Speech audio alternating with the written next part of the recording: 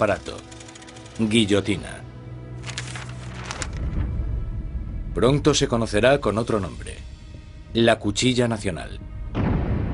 Los revolucionarios franceses creían en los valores humanos. Creían que no se debía causar un sufrimiento innecesario. Y lo que les gusta de la guillotina es que es rápida y eficiente. Y parece ser que, a pesar de que nadie haya regresado para contarlo, es indolora. La guillotina silenciará a los enemigos internos de la revolución, a cualquiera que sea sospechoso de planear el regreso del rey al trono. Pero son los enemigos de alrededor de Francia los que más preocupan a la Asamblea. Hay un miedo creciente de que los miembros de la familia real que huyeron a Austria inicien una contrarrevolución armada. La Asamblea exige un ataque preventivo, una declaración de guerra a Austria. Robespierre está en contra. Robespierre es una de las pocas personas que se opone a la guerra, porque piensa que los enemigos ganarán. Robespierre teme que el país no esté preparado porque no tiene un ejército capaz de derrotar al enemigo, y por tanto el enemigo llegará y destruirá la revolución. Robespierre no consigue convencerlos.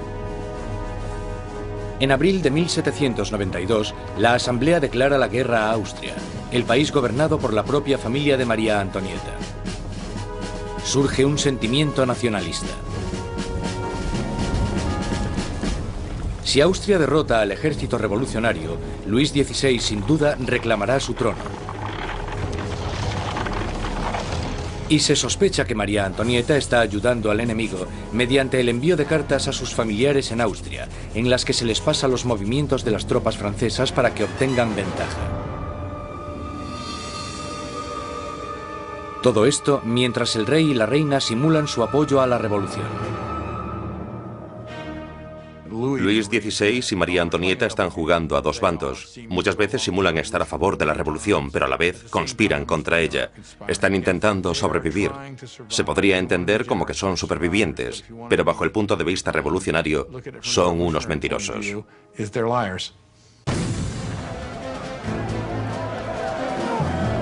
Con el ejército francés sufriendo grandes pérdidas en la frontera, llega la noticia de que en París el aliado de Austria, Prusia, se ha unido a la invasión. Las tropas están bajo el mando del duque de Brunswick, un general prusiano. La tensión invade las calles de París. Y entonces los periódicos publican una carta del duque de Brunswick, un manifiesto en el que se amenaza con destruir París si se le hace daño a sus majestades el rey y la reina. Una amenaza equivocada que fracasa totalmente. 10 de agosto de 1792.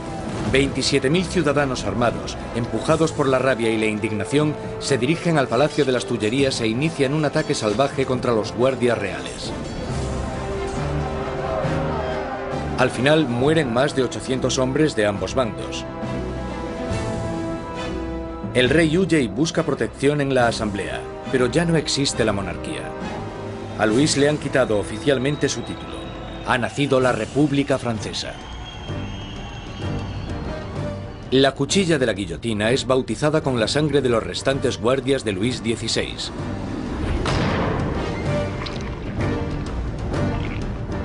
Y Robespierre, en su día un incondicional opositor de la pena de muerte, ha cambiado de opinión.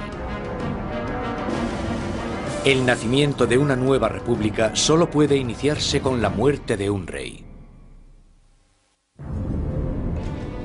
El nuevo y espeluznante aparato del doctor Guillotin se cierne sobre París como una advertencia: el castigo por desobedecer la ley y el orden.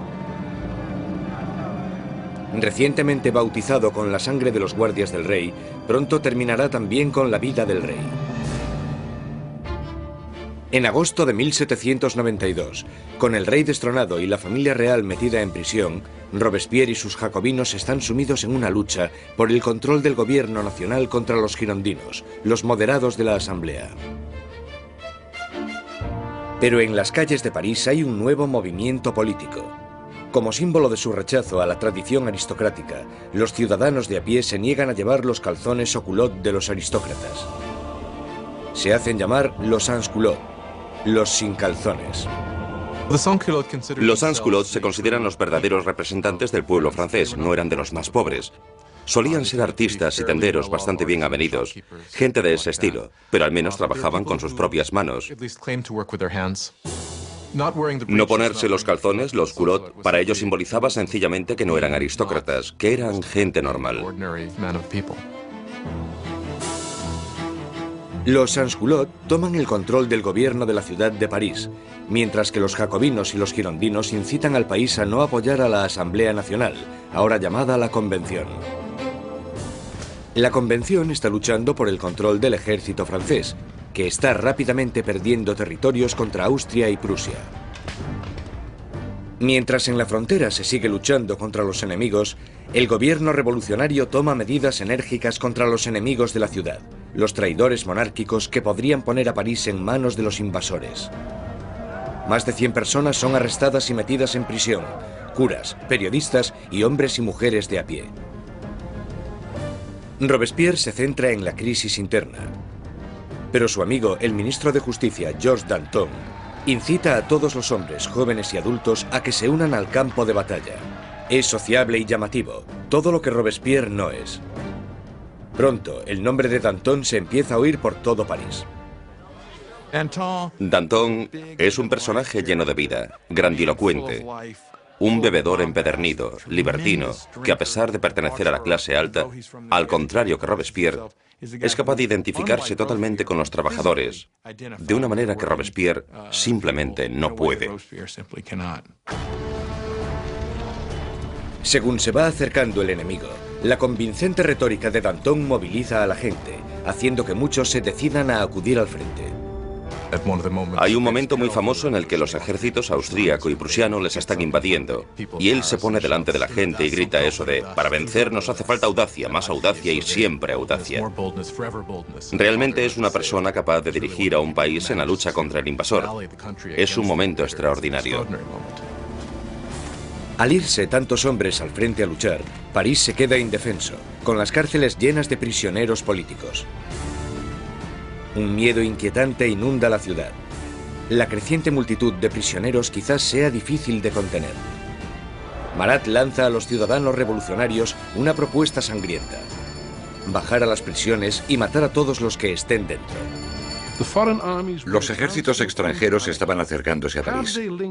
Si llegan a entrar en contacto en París con los enemigos de la revolución en las prisiones, entonces esto hubiera dado lugar a algo terrible desde el punto de vista de la gente. En la primera semana de septiembre llegan malas noticias del frente. Prusia ha tomado Verdun, una ciudad en el camino de París. Ahora el enemigo está solo a unos kilómetros de distancia. El miedo que asolaba París explota. Los sans-culottes entran en las prisiones e inician un violento ataque contra los presos de la ciudad. No dejarán vivo a ningún traidor. Los sans-culottes entraron en las prisiones, sobre todo aquellas donde estaban encerrados los curas refractarios, donde estaban los nobles y donde estaban los presos políticos, y empezaron a llevar a cabo sus propios juicios improvisados, que eran muy cortos, y la mayoría de las veces acababan en muerte.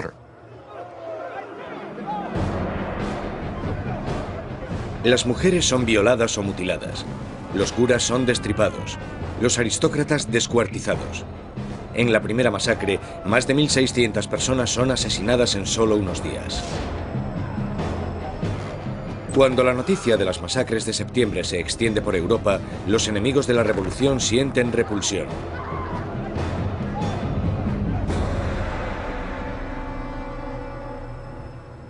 Al otro lado del Canal de la Mancha, el London Times publica su repugna. ¿Son estos los derechos de los hombres? ¿Es esta la libertad de la naturaleza humana? Los tiranos más salvajes que vagan a cuatro patas por los territorios inexplorados de África son incluso superiores a estos animales parisinos de dos patas. La revolución ha tomado un rumbo intolerable. Incluso Robespierre se da cuenta de que las cosas han ido demasiado lejos, que la gente no puede dirigir sola la revolución. necesitan a alguien que les guíe. Una mano de hierro. Gracias al poder de sus palabras, el incorruptible salta a la palestra como el hombre que puede guiar a la revolución. Robespierre, que anteriormente había apoyado la monarquía constitucional, ahora cree que ya no hay sitio para un rey. Se toma una decisión trascendental. Francia llevará a juicio a su propio monarca.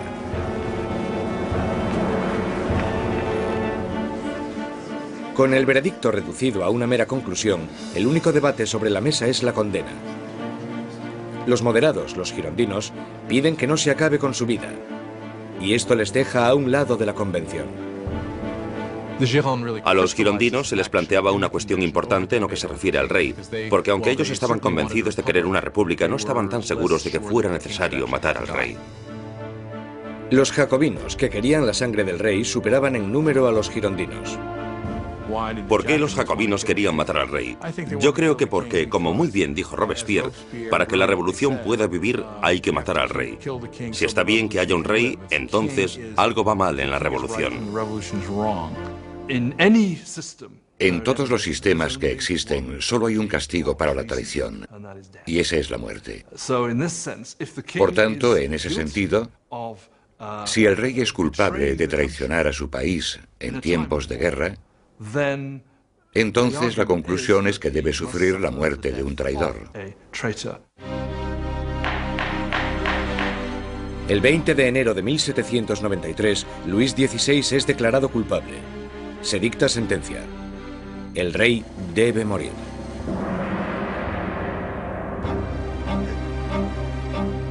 Esa noche se reúne durante un rato con su familia.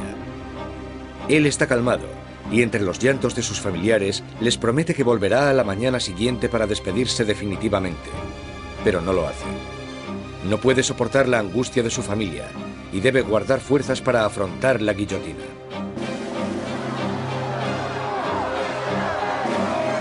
A la mañana siguiente, un carruaje lleva a Luis XVI al patíbulo.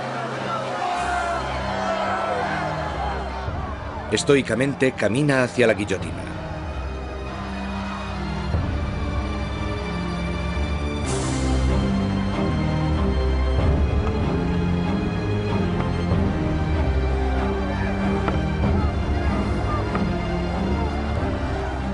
Intenta dar un discurso. Confío en que mi muerte sirva para hacer feliz a mi pueblo, pero siento pena por Francia y temo que pueda sufrir la ira del Señor. Pero los guardias silencian sus palabras con el ruido de los tambores.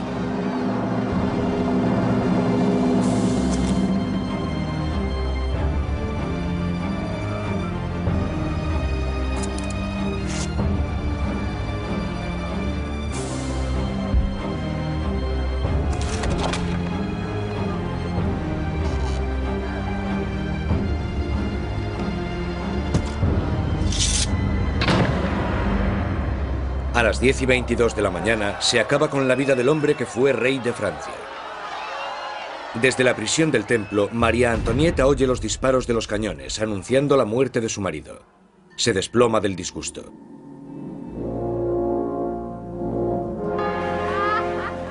La sangre del rey es derramada. La revolución victoriosa.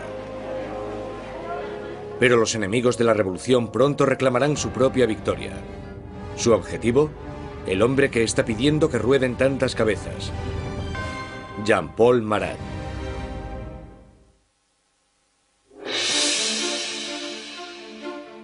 La ejecución del rey Luis XVI marca la victoria definitiva para los revolucionarios. Un momento cumbre en el que la joven nación, la República Francesa, nace literalmente de la sangre. A finales de 1792, los radicales jacobinos, por miedo a que la nueva revolución corra peligro de ser saboteada por los traidores, deciden utilizar medios cada vez más violentos. Pero los girondinos, que representan a los campesinos franceses, quieren frenar la creciente violencia por miedo a que desencadene una guerra civil. Su mayor oponente, Jean-Paul Marat, responde a los girondinos con furiosas palabras en su periódico, publicando los nombres de aquellos que él cree que están conspirando contra la revolución. Marat, que anteriormente había exigido la ejecución de 200 personas, ahora pide